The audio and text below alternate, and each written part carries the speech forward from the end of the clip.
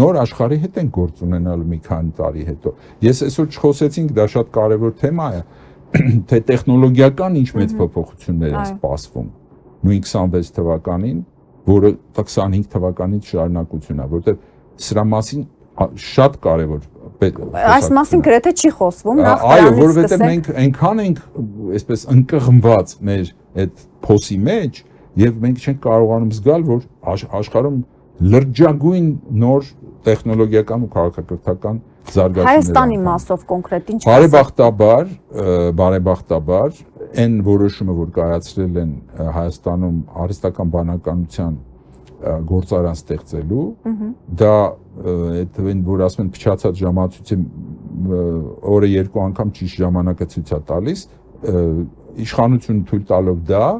այո, դրական շատ կարևոր գործողություն է տեղի ունեցել, անկախ իրանց կամքից, որտեղ դա պետդեպարտամենտի նաև որոշումն է եւ Սփյուռքի մասնակցությունն է, որտեղ դրանով Հայաստանը հնարավորություն է ստանում տարածաշրջանում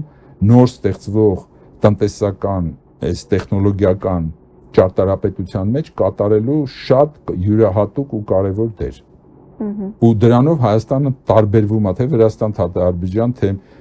Կենտրոնական Ասիայի երկրներից, որտեղ այս ամբողջ նորարարության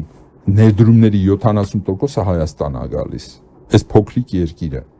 Եվ դա շնորհիվ էլի Սփյուռքի կապերի եւ մեր ժողովրդի ստեղծագործականության։ Այսինքն, այստեղ երբ որ մենք խոսում ենք հնարավորությունների, աշխարհակաղակական հակասությունների վրա մեր, այսպես ասած, խաղը ունենալու եւ մերձավոր արևելքում դերակատարում ունենալու, առաքելություն ունենալու, այդ առաքելության շատ կարևոր մասը նորարարական կենտրոն դառնալն է։ Եվ նաեւ այն բոլոր ինժեներական ուժերը, որոնք Հայաստանում կան, պիտի գիտակցեն, որ իրենք նույնպես իրենց մոտ այս արհեստական բանականության այս վերելքը եւ այլն մեզ ստիպում է, որ մենք որպես ժողովուրդ նաեւ քաղաքական հասունություն ունենանք հասկանալու, որ այս փոփոխությունների հետ լուրջ հոգեվոր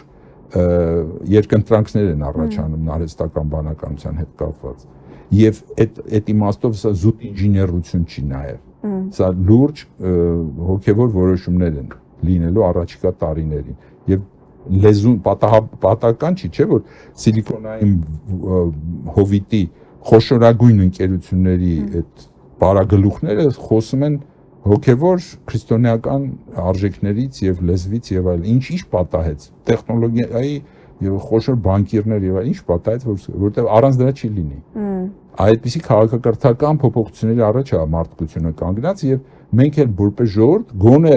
վերջի 1600 տարվա մեջ երկու հատ այտենց մեծ փոփոխություն տեսել են գրերի գյուտի եւ տպագրության։ Էս էլ երրորդն է, որը փոխում է ամեն ինչը, կրթությունը, աշխատանքի տեսականին, մարդին չոպիտի պատրաստ լինենք, չէ՞, պարոն։ Մեր ժողովրդի մեջ բարեբախտաբար առողջ միջուկ կա, որը կապված է այդ աշխարհի հետ։ Ցավոք ինքը կտրված է քաղաքականությունից։